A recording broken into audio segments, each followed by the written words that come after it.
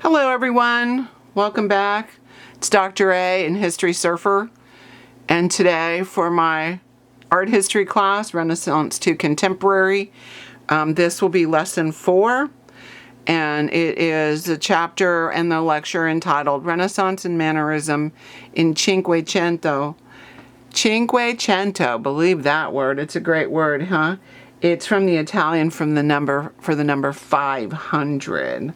So it encompasses this kind of high style of the Renaissance, and it includes the three people who are kind of seen as the Holy Trinity of the High Renaissance, and that is Leonardo da Vinci, Raphael Santi, and Michelangelo Buonarroti. So they take up a massive amount of this lecture. So let's begin. We're going to start with Leonardo, the eldest of the three. Let me get this angled there. That's a little better. You guys can see. And Leonardo da Vinci was a true genius who graced the world with his presence, and he would think of himself that way, believe me.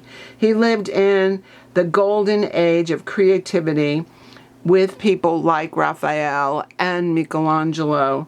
A lot of people liken this time to what is the golden age of Athens when Pericles built the Parthenon. So we have this kind of, peak, if you will.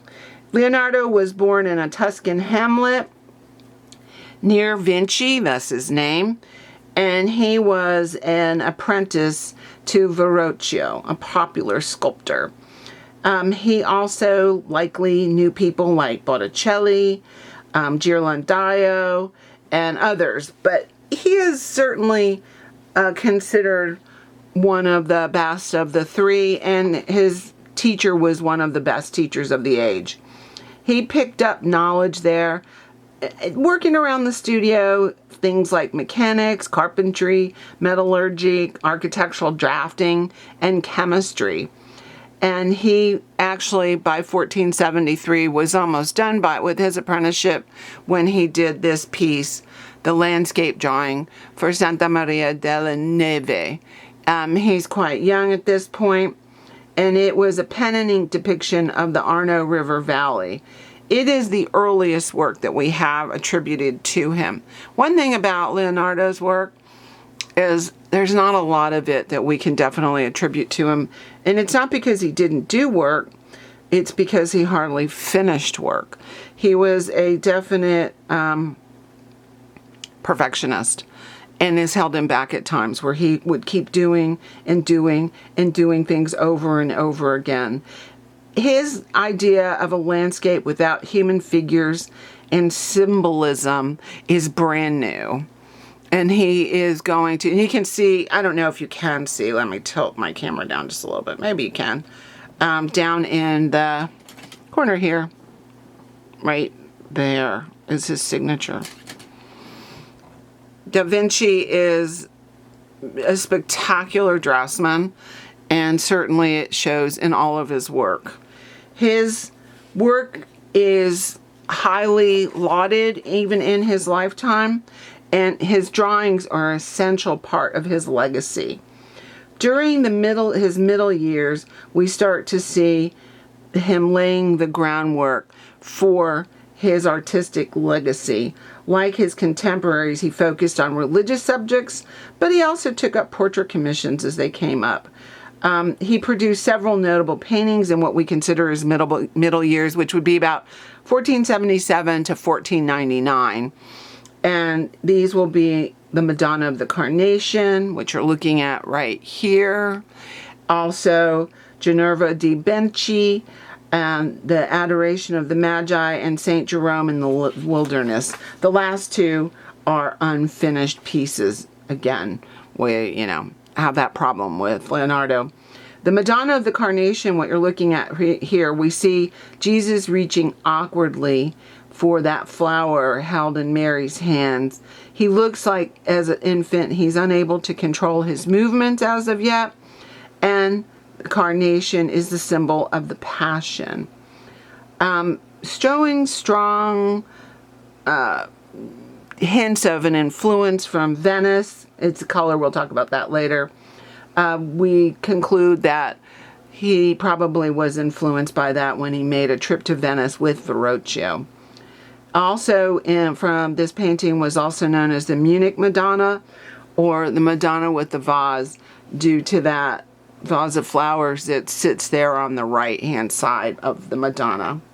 We see typically Leonardo's use of chiaroscuro, but one of the things that's wrong with this painting today is that it has taken on a kind of leathery look due to an improper restoration.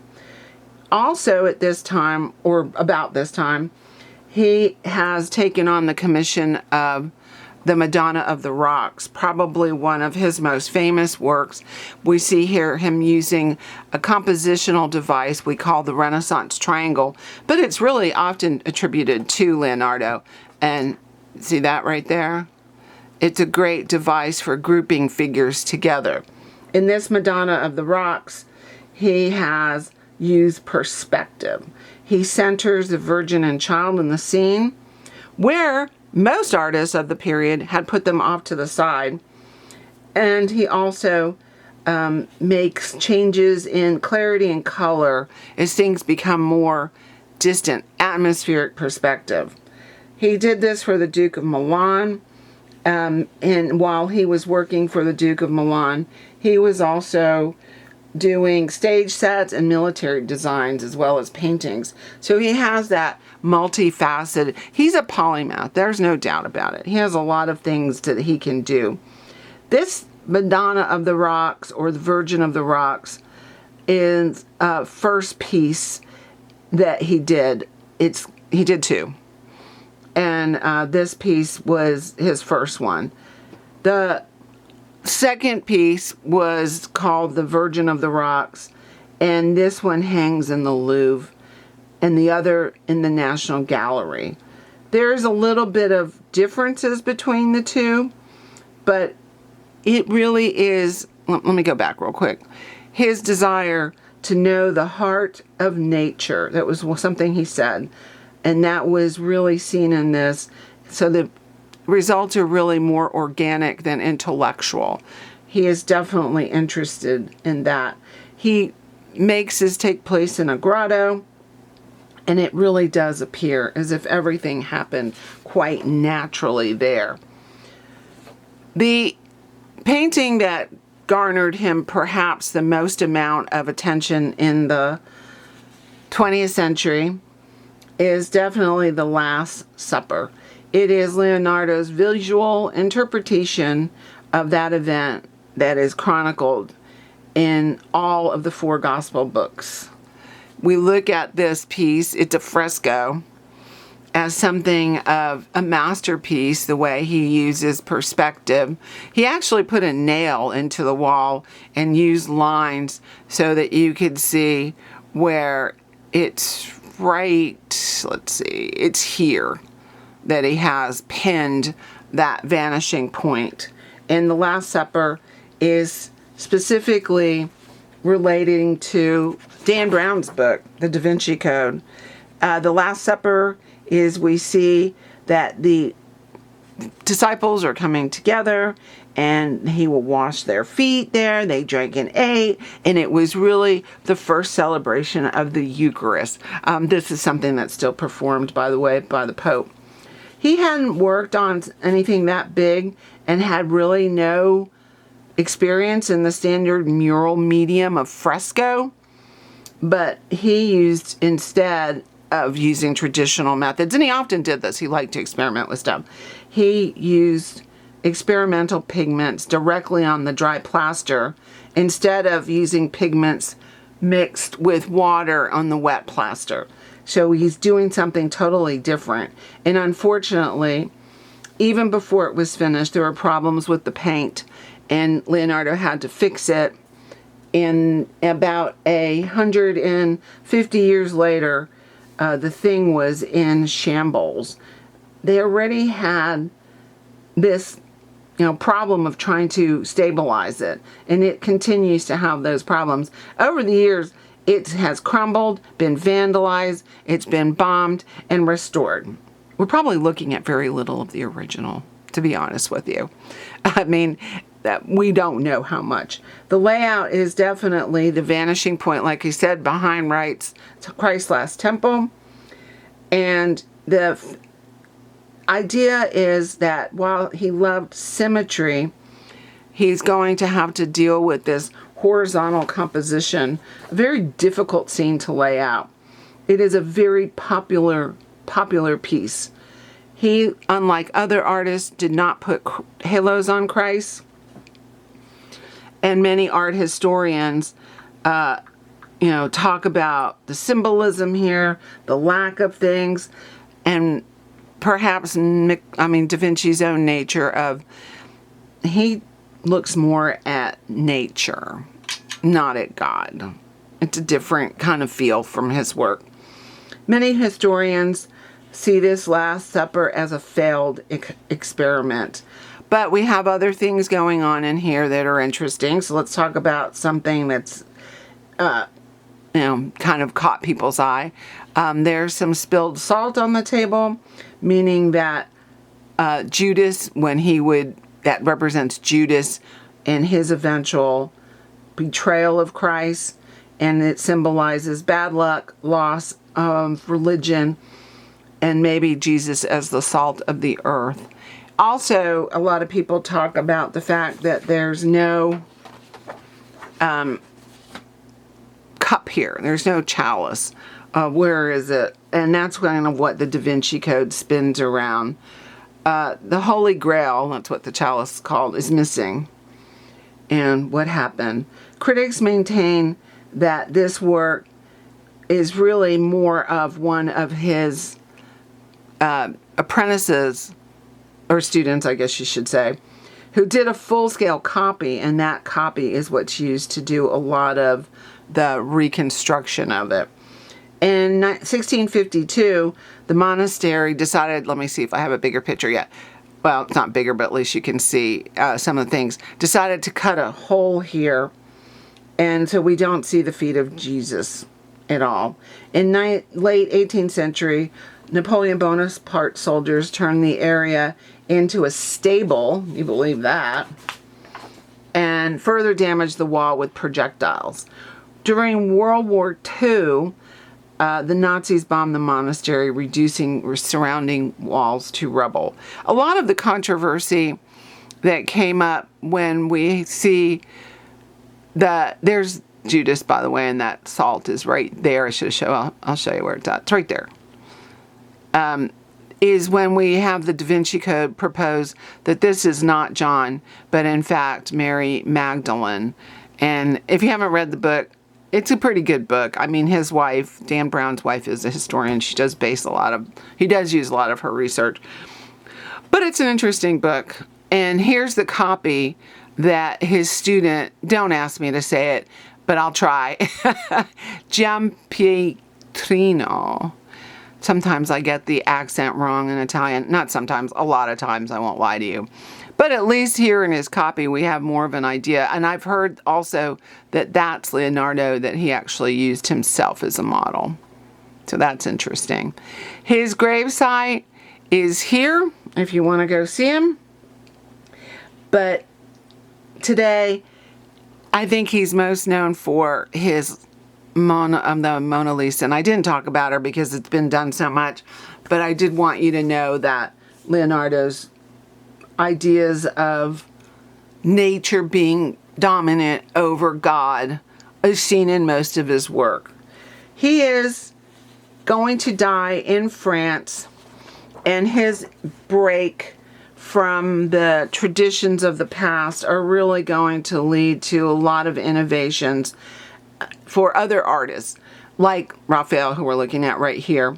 But just know that he died at the age of 67, and a lot of things have been said that his innovative breaks did help the people like Raphael and even Michelangelo, who would probably deny that. Raphael was a brilliant painter.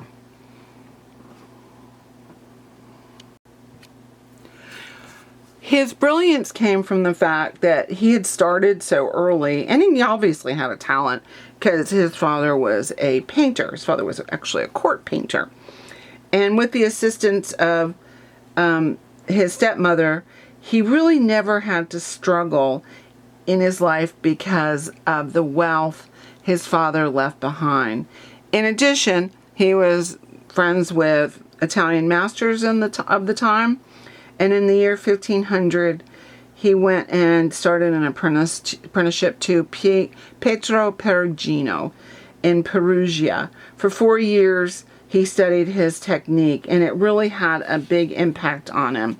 The artist had worked on many other projects, and Raphael often helped him do things like human anatomy and sketch weaponry and study birds. So it's a pretty broad introduction to painting that he has at a young age. Raphael's work is known for its beauty and his attention to people. The Marriages of the Virgin is Raphael's last painting wholly in the stylistic language of his master, Perugino. It is here that we see him using all of the things he learned from his master, including the use of overlapping, diminishing size. But it's going to make a big difference for Raphael when he leaves the northern part of Italy and he goes to Florence. There he will definitely be influenced by people like Leonardo and also Michelangelo. The greatest influence on him was undoubtedly Leonardo. That's what most people think.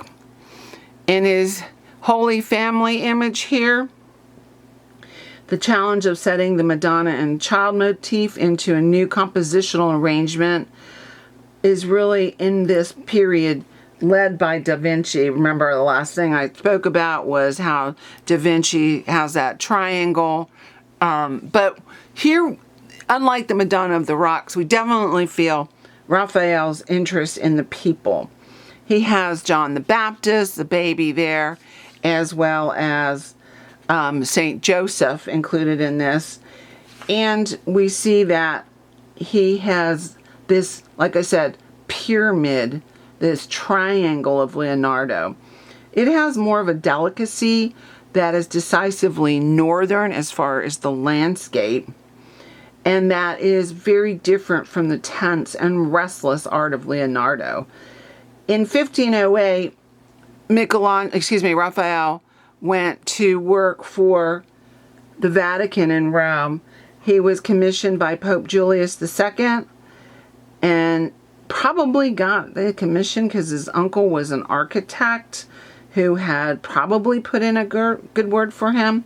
And he was to do frescoes for Pope Julius II private library in the Vatican Palace. This library is also called the Stanza della Segnatura. In other words, the room of signatures.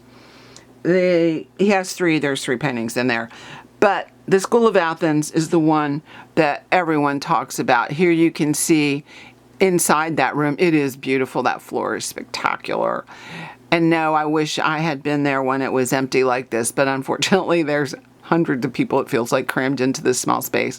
But this piece here is the one that really makes Raphael such an amazing painter. Because it's not only about the painting, it's also about the philosophy of the West, I guess I want to say, not just painting. Figures here are representing all of the ancient philosophers. And as Raphael tried to get this together, because this is a large undertaking, what he realized that it wasn't about that realm so much it was about faith and reason. The School of Athens is a challenge to beat, I think, even in the grand fresco style of Michelangelo in the Sistine Chapel. We still see this kind of dominance of the School of Athens because of the many things that he did.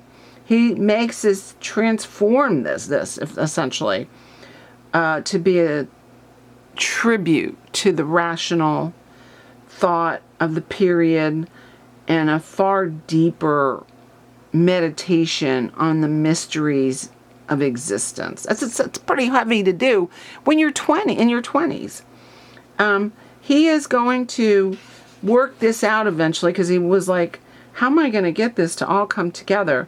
By seeing that he has to just make this about philosophy and reason and not about the people.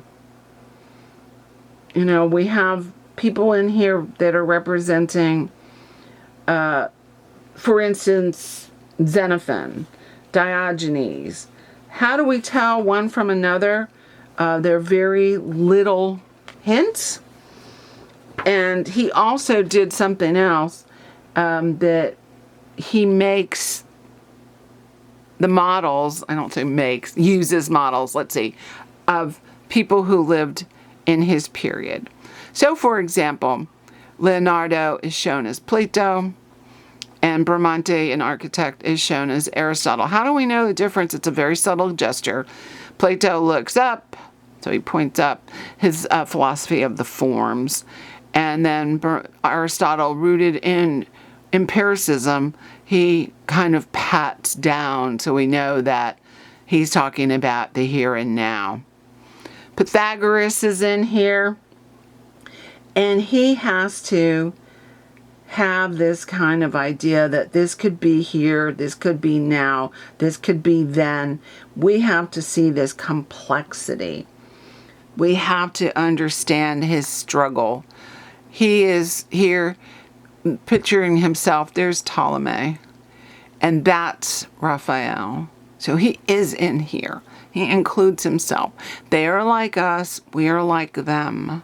He marries this idea of reason and philosophy and science with his age.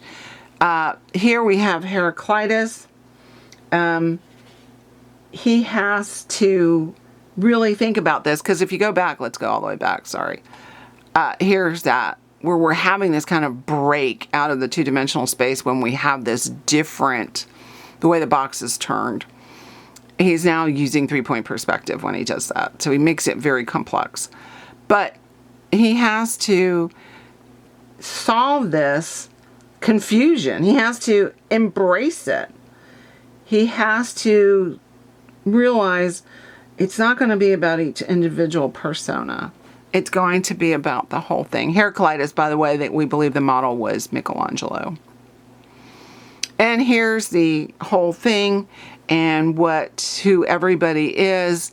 And if you don't know any of them, I'm always interested in that he includes Heraclitus with, equating him with Michelangelo. Heraclitus is famous for saying, you cannot step in the same river twice. He is about the fleetingness of time. And that is really what I think this means. The piece is anchored by that figure of Heraclitus sitting there. I think everything springs from that. And the ideas and the iconography are suggestions, but certainly not that's exactly who that is. It is an amazing piece. I can't tell you. Look at that. And that ink pot there, that's kind of the center of this whole idea. And the interesting thing about Heraclitus, he was also known as the obscure. He had really nothing survived that he wrote. Not a single piece. We only know about him from other people. And so I think that fleeting quality is what Raphael is so interested in. I've seen works that spoof everything, including this one. There's a whole lot going on in here. But I think that Raphael's composition is what intrigues people so much and continues to draw it. His workshop, by the way, was huge. Probably the largest ever owned by a master. Workshops were big in this period, but his was the biggest. And although he entered into a collaboration with another artist to do prints, he does work a lot on his own work, and he uses drawings extensively. Some people say, we're not sure exactly how much of stuff is his, but certainly we know most of the work and most of the stuff is here. This is in the Villa Farnesini, and this is the Galatea. She was milk white. She's a sea nymph. And this is kind of one of the pieces that people often talk about. And the composition is so different. And although it is inspired by the past, in this piece he shows us as she went to her death, she would ascend to join the divine beings. Raphael's angels are always beautiful too, but I do love this particular image as she's being pulled by these dolphins. And here she is reaching her apotheosis. Michelangelo Buonarroti is one of the most complicated people. Oh, and by the way, I forgot to tell you this part about Raphael. I'll go back real quick. He is going to die at a very young age. He is 37. He's born on April 6th, and he dies on April 6th. Exactly 37 years from the moment he was born. A lot of people think he was fell ill after a sexual encounter with his mistress. He was known for having many women in his life. But he was well enough to leave her huge amounts of money. So he did write a will before he died. And he is buried in the Pantheon. He is, again, one of the top artists of his period. But let's move on to Michelangelo. Michelangelo was without a doubt one of the most inspirational and talented artists in modern history. And when I say modern, if you're confused by that, the modern period really begins, and a lot of people put it to 1450. It ends in 1973. So we're in the modern period now, and I think that that's something that a lot of people don't know. It's contemporary now. Excuse me, modern period, I'm talking for the lecture, sorry. But after 1973, we refer to us as being postmodern, and a lot of people use contemporary like our class does and the textbook does, so don't be surprised. Michelangelo was born March 6th in Caprese near Arezzo, Tuscany, and he was the first artist who was recognized during his lifetime. He is the first Western artist whose biography was published when he was still alive. That's pretty good. There are, two kind of rivals in this story, and that's Leonardo and Michelangelo. They didn't really like each other very much. But Michelangelo was sent as an apprentice to the painter Ghirlandaio, and he was 13 at that time, and he learned the technique of fresco and draftsmanship there. Ghirlandaio's studio, workshop, whatever you want to call it. But he only spent a year there, and he moved into the palace of the Florentine ruler Lorenzo the Magnificent, and he there studied under a sculptor. That was his calling. He is drawn to the three-dimensional art form. He was an expert in portraying the human form, and he also obtained special permission from the Catholic Church to study human corpses to learn anatomy. That's a huge concession from the Catholic Church. Although exposure to corpses worsened his health conditions, he did have some health conditions. In his Battle of the Centaurs, this was the last work he did under the patronage of Lorenzo, who died shortly after its completion. It is an amazing piece for someone who's that young. It shows the mythic battle between the Lapis and the centaurs. He will go from here, that's how big it is, so you can have an idea. It's a small piece. To create some of the most amazing works of art the world has ever seen as far as sculptural work.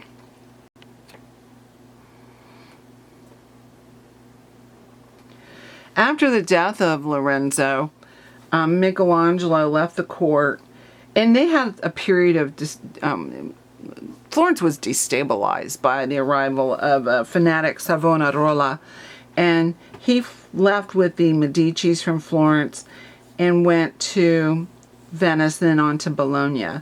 There he learned a lot of different things. He looked at different things. He worked carving some work for the Shrine of St. Dominic. He also, this is interesting aside, became involved in a scheme to pass off one of his sculptures as an ancient work. He was caught out, but the quality of the sculpture was so good that the person who bought it and then figured it out invited him to Rome. In Rome in 1496, he was 21 years old, and it was at this time, in this time frame, that he does the amazing Pietà. Again, we see a Renaissance triangle or a Renaissance pyramid. He has a subject here that it was often done north of the Alps. A Pietà is Mary holding Christ in her lap after he's taken from the cross. But now we have an image of the Madonna and Christ's body never attempted before. There's no sorrow on her face like we saw in the northern Pietas. Well, there is sorrow, but it's not a dramatic portrayal of that. We have a face that is young and that has a little bit of pain, but also an absolute beauty. The whole entire piece is just amazing. It is the only piece of artwork he'll ever sign. His name is across here on her sash. People couldn't believe a young artist had done this, so in a fit of fury, he had a bad temper, by the way, he signed his name here. But if you look at it, there it is. The way he uses his sculpting tools is amazing. Her face is so beautiful, and the way the cloth folds, it's hard to believe it's marble. Unfortunately, the Pietà was damaged in 1972 by Laszlo Toth was his name. He was a geologist, and he had been left hanging, if you will, in his mind by the Pope because the Pope wouldn't see him, and Laszlo Toth claimed he was Christ. The most damage was done to Mary's eyelid, which took approximately 20 tries before the restorers got it right. He damaged the Pietà with a hammer he had put underneath his coat. You know, that would never have happened now. But the blows of the hammer also detached her left arm and shattered the elbow. The nose almost destroyed. And like I said, the eyelid is definitely the worst thing that is damaged. This Laszlo Toth, he came in shouting in Italian, "Christ is risen, I am the Christ." And he was arrested. And it's just crazy that he wasn't put in jail, but instead he was indicted and interred in an asylum for 2 years and later repatriated to Australia. That was where he was from. It is one of the great tragedies in art. But the restorers were there very quickly, and they gathered up as much of the original as they could to make the restorations complete. So they used even the marble dust, mixing it to make the restoration complete. It is today located in the Basilica, in St. Peter's Basilica. And his next great piece, he did others, at the height of his creative power, is going to be the completion of his David, which symbolizes Florentine freedom. Michelangelo's David is often said to be perhaps the most famous sculpture in Florence, and some say the world. It was commissioned by the Guild of Wool Merchants, who were responsible for the upkeep and the decoration of the cathedral in Florence. Traditionally, David has also always been portrayed after his victory, his triumph over Goliath. And Michelangelo breaks away from that tradition, but by portraying his David is in this phase immediately preceding the battle. And this moment is critical because here he has to decide how he's going to defeat Goliath. It is an amazing piece of art. Its piece was fraught with problems because of, oops, sorry about that. It should go away. Yeah, because of the fact, sorry about that, that the piece of marble, which came from Carrara, was very poor quality. It was very brittle. A couple of pieces had already worked on it, including Donatello, but they had stopped because of that brittleness.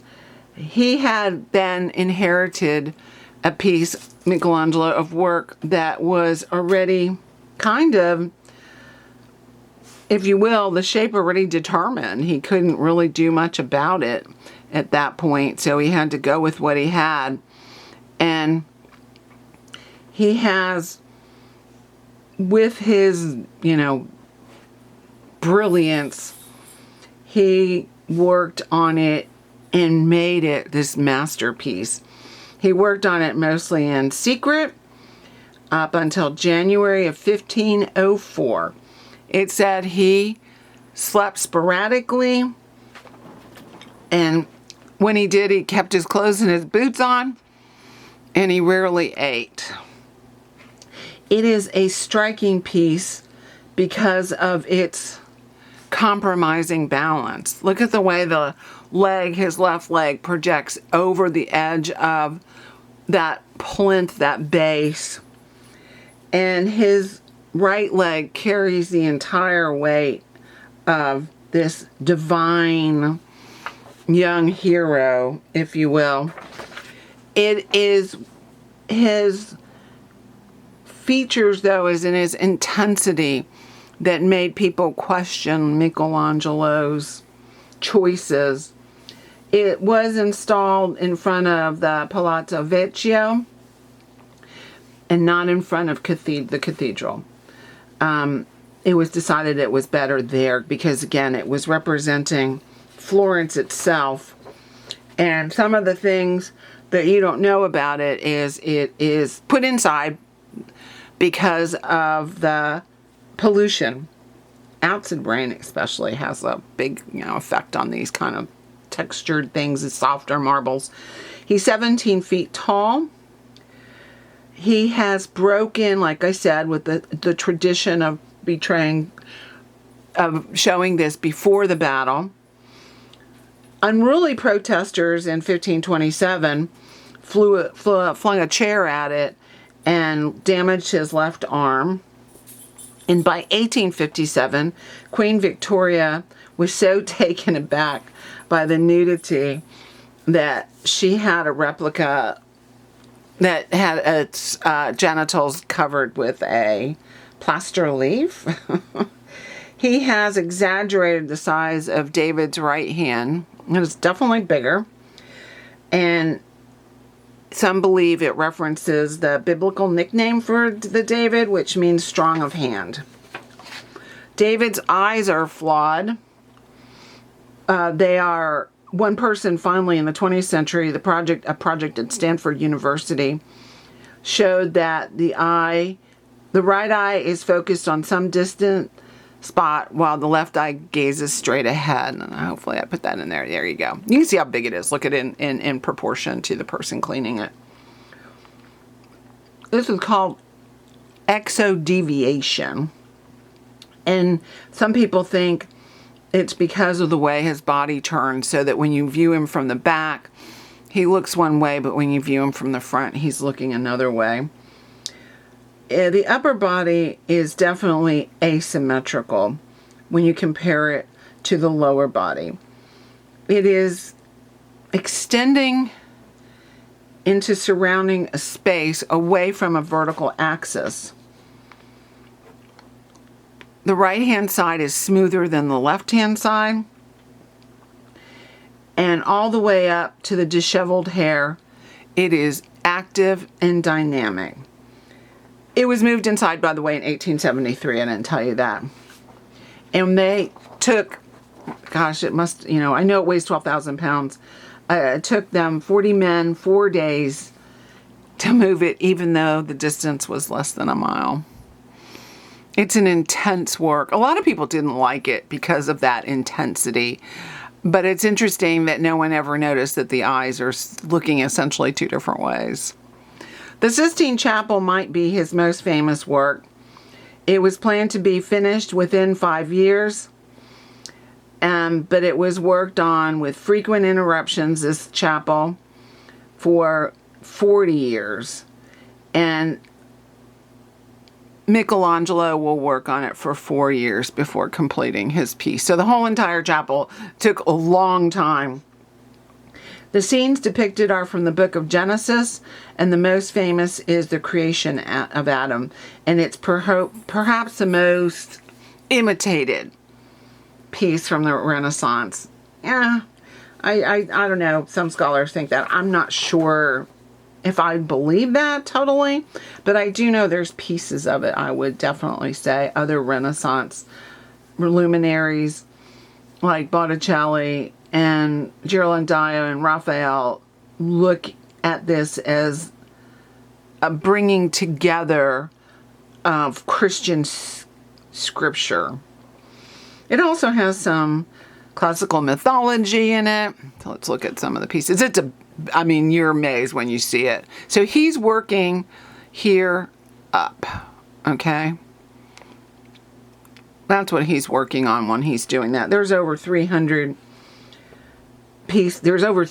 figures in here. It's done in fresco, and it's also an amazing interpretation, especially when we get to the God creates Adam panel. And you can see here, it's all of the stories. Plus, it includes the ancestors of Christ in it. The creation panel, as it's referred to, is often seen as the spot where Michelangelo includes the outline of a human brain. They actually had a neurologist notice that. He wrote an article about it. All of the spiritual meanings are included here, including nudism. There's a lot of people who ask about that. Nudity, remember, represents the essence of humankind, stripped of all external coverings. God judges us based on that, the natures of one's soul, not on the exterior. Adam here reaches for that spark of life. And there's God, who holds Eve underneath his hand right there. It is a piece that is filled with imagery that is so, like I said, complex that it's hard to grapple with it. On the side, there's 20 seated male nudes, and they're called the ignudi. And they sit on the side there of the piece.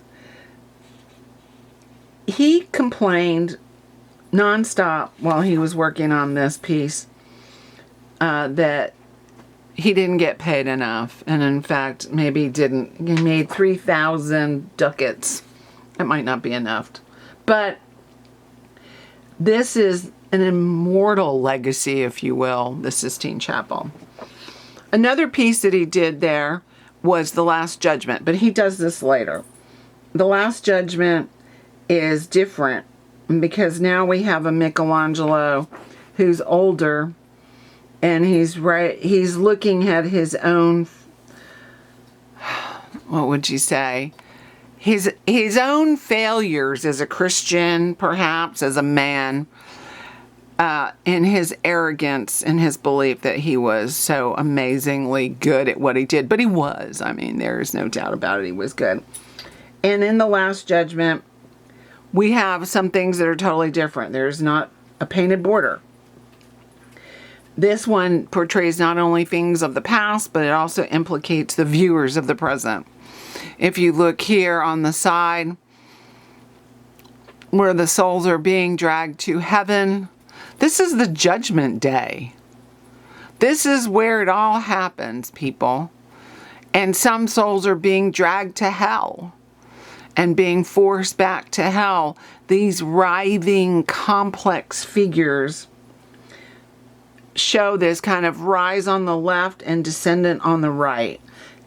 They reflect the scales used for the weighing of souls. That's the best way I can think to put it. They're muscular. They're massive. People fight to not go to hell. People resist going to heaven. It is about that complexity of the human experience, especially when you frame it within this idea of Judgment Day.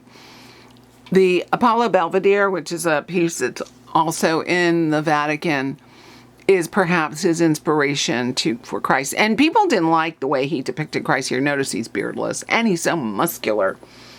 Prayer and good works, and not just faith and divine grace, play a role in determining one's fate. And this is all shown in this Last Judgment image. Michelangelo even includes himself here on the flayed skin of this martyr. He puts his own face, perhaps, contemplating the things that he himself had done wrong. The last Great Commission that he received was working on St. Peter's.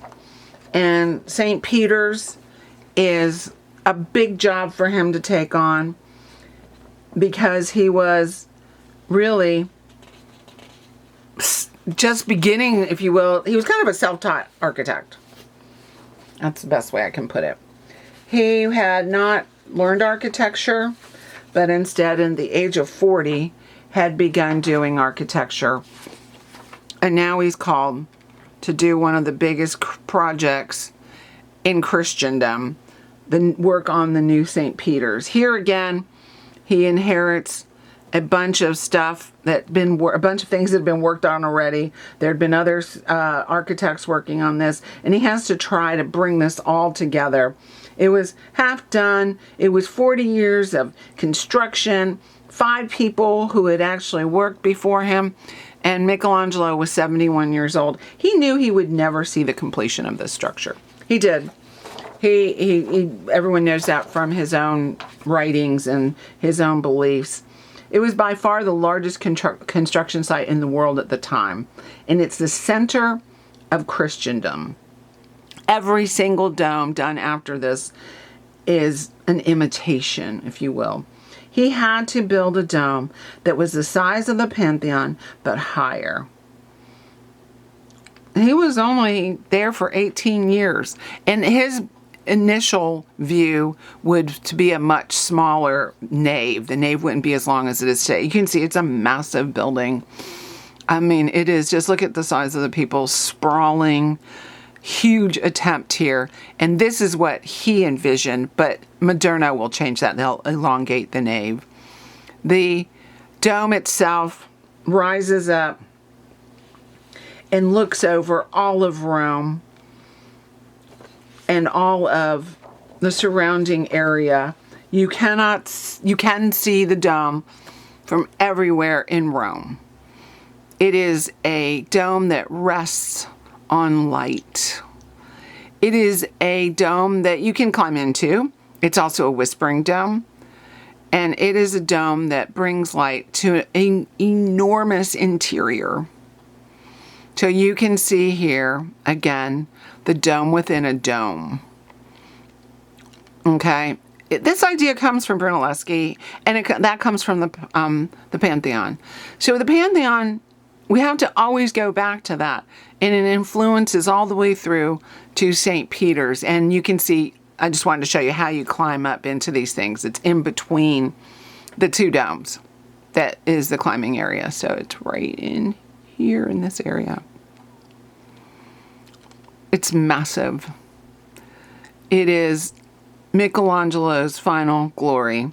His tomb is in Florence, although his story of his death is kind of interesting. He died in Rome, and they had buried him in Rome, but the Duke at that point of Rome said, no, we have to bring him back to Florence.